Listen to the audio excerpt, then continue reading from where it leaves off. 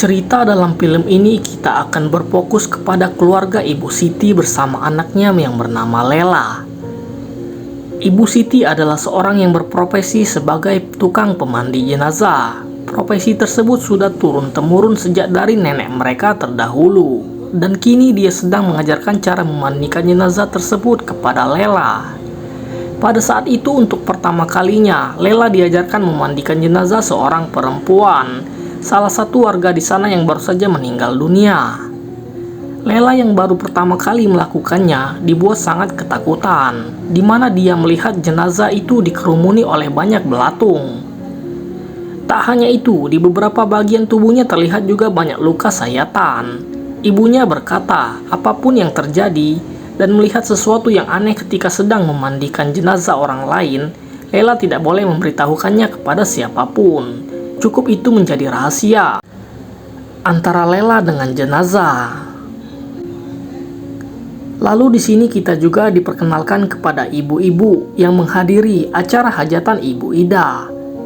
Mereka adalah Tuti, Ana, Siti, dan juga Teri. Diketahui kalau Siti, Tuti, dan anak tidak mempunyai suami, alias para janda.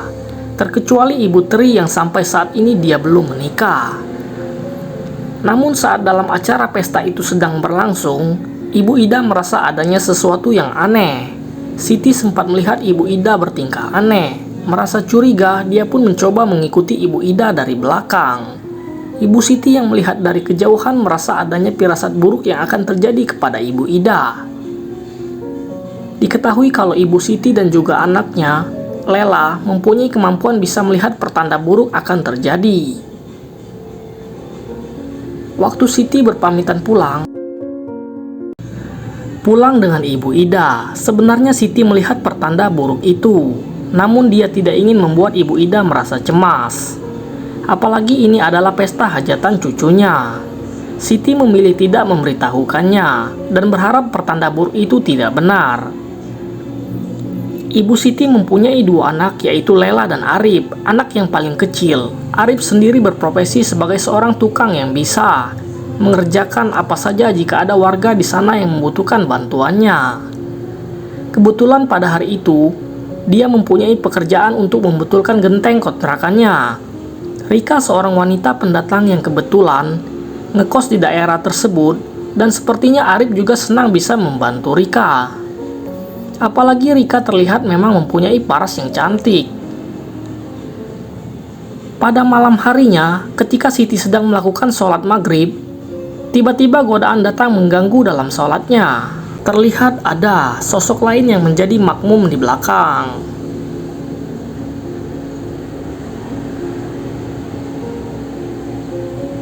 Pada malam itu, Lela sempat mengatakan kepada ibunya kalau dia ingin mempunyai pekerjaan yang lebih layak, seperti Arif ataupun teman-teman lainnya. Di saat itu juga, dia meminta izin untuk pergi keluar, karena ingin belajar menjadi penata rias pengantin bersama teman-teman lainnya. Namun ibunya tidak setuju, lebih baik Lela memperdalam cara memandikan jenazah. Lela sempat marah karena merasa ibunya memaksakan Lela untuk menjadi seorang pemandi jenazah. Jujur saja, sebenarnya Lela tidak ingin menjadi seorang pemandi jenazah seperti ibunya. Ibu Siti mencoba menjelaskan, bukan maksud ibunya memaksakan, namun profesi sebagai tukang pemandi jenazah adalah warisan turun-temurun semenjak dari neneknya terdahulu. Kalau bukan Lela, siapa lagi nanti akan meneruskan tradisi tersebut? Di tengah perdebatan sedang terjadi, ibunya melihat bungkusan yang ada di meja makan. Dan saat dia membukanya, terlihat makanan itu sudah dipenuhi oleh belatung.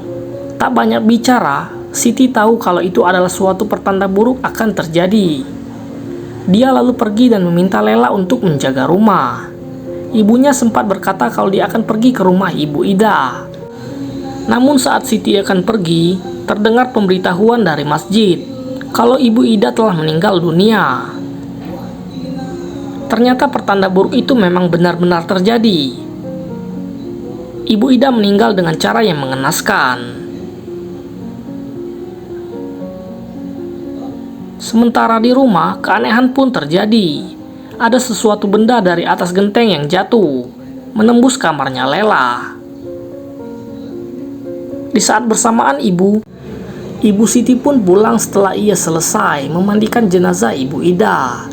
Namun entah kenapa, tiba-tiba ibunya terjatuh dan seperti sudah tidak ada lagi tenaga untuk bisa berjalan. Beberapa saat kemudian bukannya istirahat malah terlihat Ibu Siti ke belakang, lalu membakar semua bekas pakaian kotor bekas Ibu Ida. Lela sempat bertanya apa yang sebenarnya terjadi kepada Ibu Ida.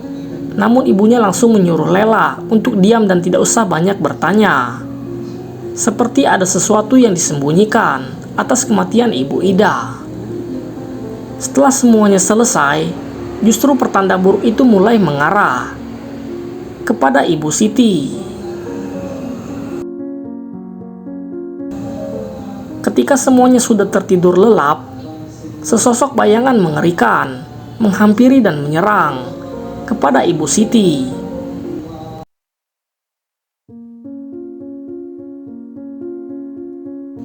Lalu tibalah waktu subuh. Lela terbangun dari tidurnya, yang memang kebetulan dia tidur dengan ibunya. Dia dikejutkan ketika melihat ibunya sudah meninggal dunia dengan cara yang aneh. Para warga pun berdatangan dan tak menyangka setelah kemarin tragedi itu terjadi kepada Ibu Ida, kini giliran Ibu Siti yang meninggal dunia. Walaupun sebenarnya Lela tak sanggup memandikan ibunya, tapi itu harus dia lakukan karena tidak ada lagi yang bisa memandikan jenazah di kampung itu.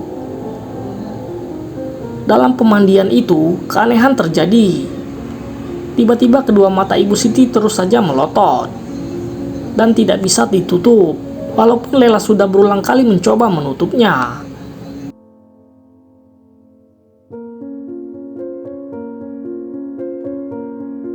Ketika Lela akan membersihkan mulut ibunya, Lela dikejutkan karena melihat ada sesuatu di dalam mulut ibunya. Dia begitu sangat syok karena di dalam mulut ibunya ada sebuah kawat berduri. Beberapa warga pun mulai merasa aneh dan merasa ada yang janggal atas meninggalnya Ida dan Ibu Siti. Bahkan Ibu Tri menduga kalau kematian mereka karena disantet. Pada malam harinya, ketika semua warga mengadakan tahlilan, teror dan sesosok mengerikan mulai terjadi kembali. Tiba-tiba lampu di masjid itu mati. Mereka menyalakan lilin dan tetap melanjutkan pengajiannya.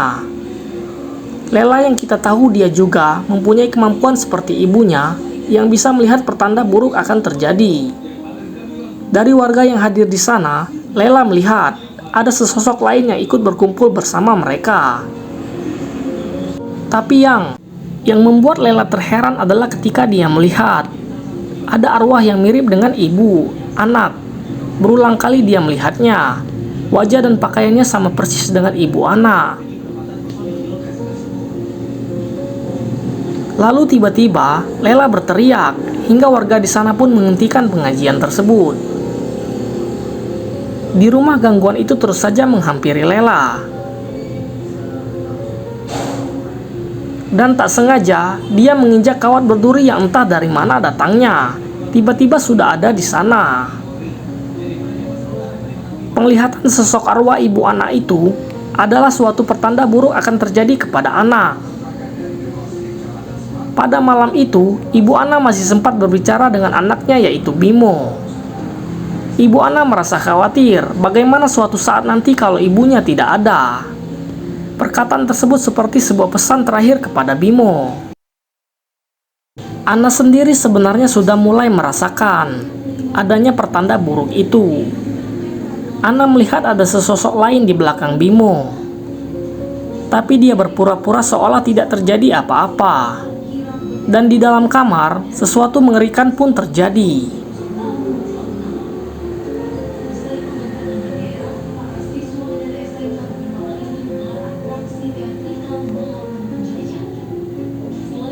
Bimo sempat mendengar suara teriakan ibunya. Betapa terkejutnya dia ketika melihat ibunya sudah meninggal dengan bersimbah darah. Di lain sisi, Lela benar-benar dibuat ketakutan karena sebelumnya Lela melihat kalau pertanda buruk itu akan terjadi kepada Ana dan kini bertanda itu memang benar-benar terjadi. Lela sempat menolak untuk memandikan jenazahnya karena dia benar-benar merasa sangat ketakutan. Almarhum dengan meninggalnya Ibu Ana semakin memperpanjang deretan orang-orang yang meninggal secara beruntun. Itu juga membuat Derajat sebagai polisi yang tinggal di daerah tersebut mulai merasa curiga kalau ini seperti ada unsur kesengajaan, bukan karena kebetulan. Beberapa kali membujuk Lela sampai Bimo sendiri yang datang meminta Lela untuk memandikan jenazah ibunya. Dan akhirnya Lela pun mau memandikan jenazah ibu anak karena dia didatangi oleh arwah ibu anak. Seperti biasanya dalam setiap Lela memulihkan jenazah akan ada sesuatu hal aneh yang terjadi.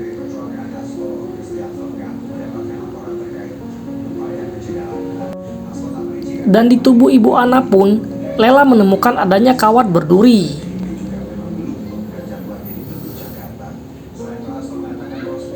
Perubahan sikap terjadi kepada Arif semenjak ibu mereka meninggal. Arif lebih banyak mendiamkan Lela di rumah.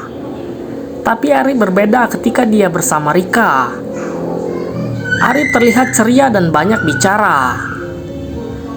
Lela belum bisa memastikan kalau kematian orang-orang di sana karena sebuah santet.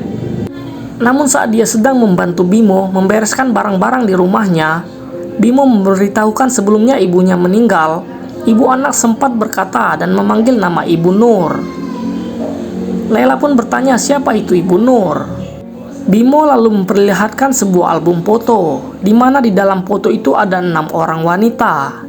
Di antaranya Tri, Ida, Tuti, termasuk Ibu Siti dan Ibu Ana. Dan terakhir adalah Ibu Nur, yang memang wajah dari Ibu Nur tidak terlihat. Bimo sendiri tidak tahu siapa Ibu Nur itu, karena ibunya pun tak pernah mau menceritakannya. Tapi dari sepengetahuan Bimo, ibu memang sudah tidak ada lagi tinggal di desa ini. Foto itu diambil ketika Lela dan Bimo masih kecil. Diketahui kalau mereka berenam ini sebenarnya adalah teman dekat. Hingga terjadilah suatu permasalahan yang membuat Ibu Nur harus pergi dari desa ini. Dari informasi yang Bimo tahu kalau permasalahan Ibu Nur ada kaitannya dengan ayahnya Bimo bersama para suami lainnya. Disinilah Lela mulai menjadi penasaran. Dia tahu kalau ada sesuatu yang sengaja disembunyikan, bahkan oleh ibunya sendiri.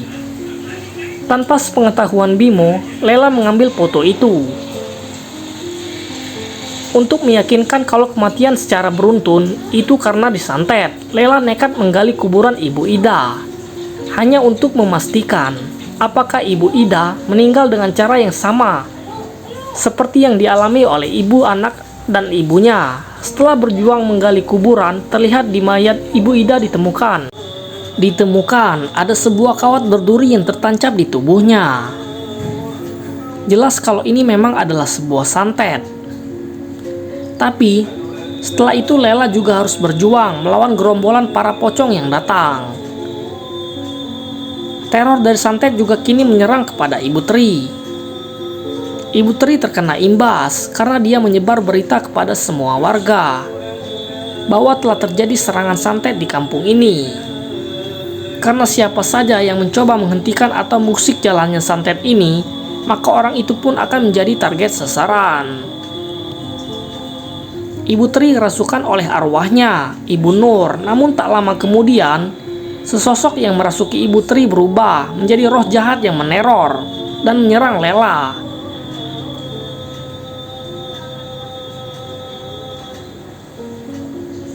Perlahan Lela mulai mencari tahu, mencoba apa yang sebenarnya terjadi. Lela sendiri pun tak luput dari serangan santet. Dia dimimpikan kalau dirinya meninggal karena serangan tersebut.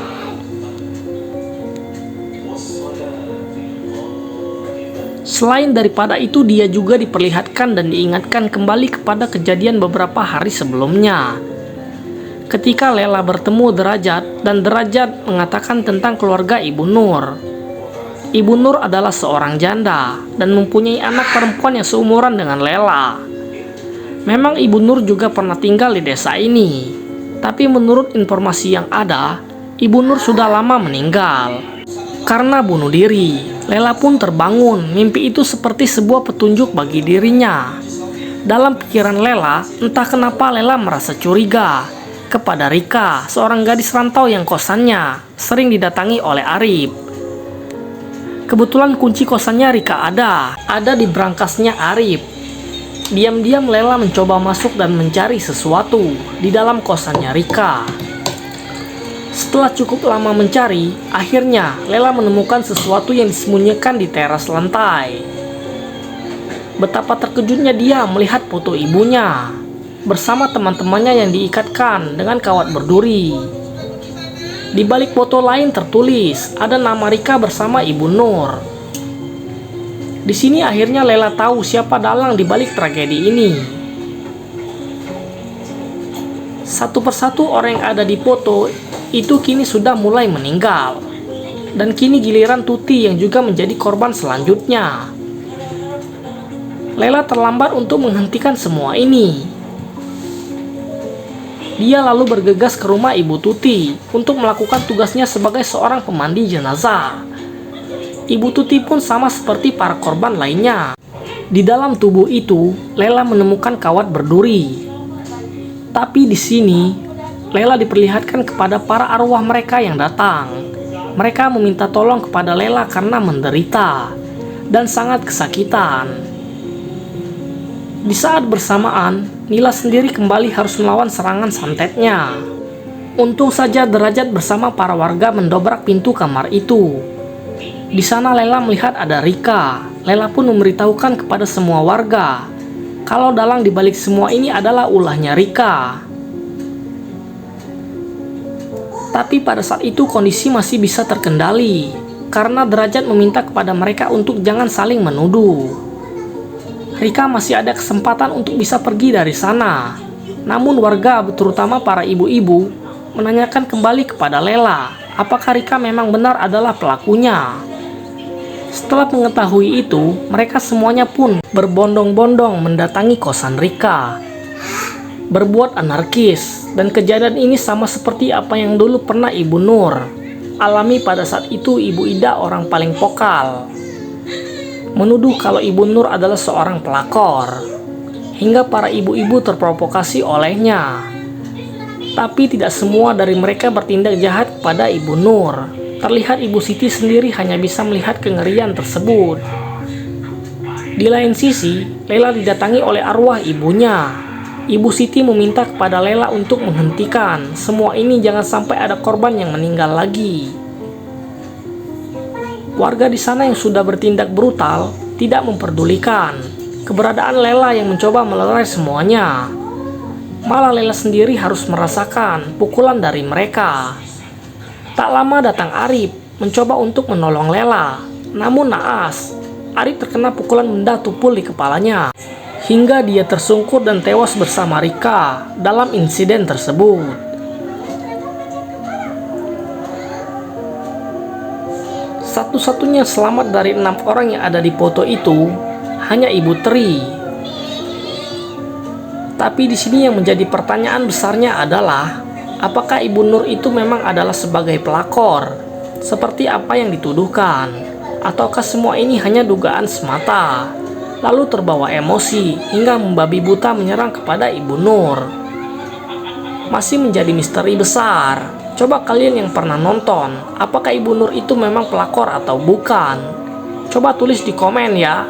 Oke, sampai di sini dulu review dari channel Cenggo Film. Semoga bermanfaat dan membahagiakan bagi kalian semua. Jangan lupa like, komen, dan subscribe. Nantikan video-video selanjutnya.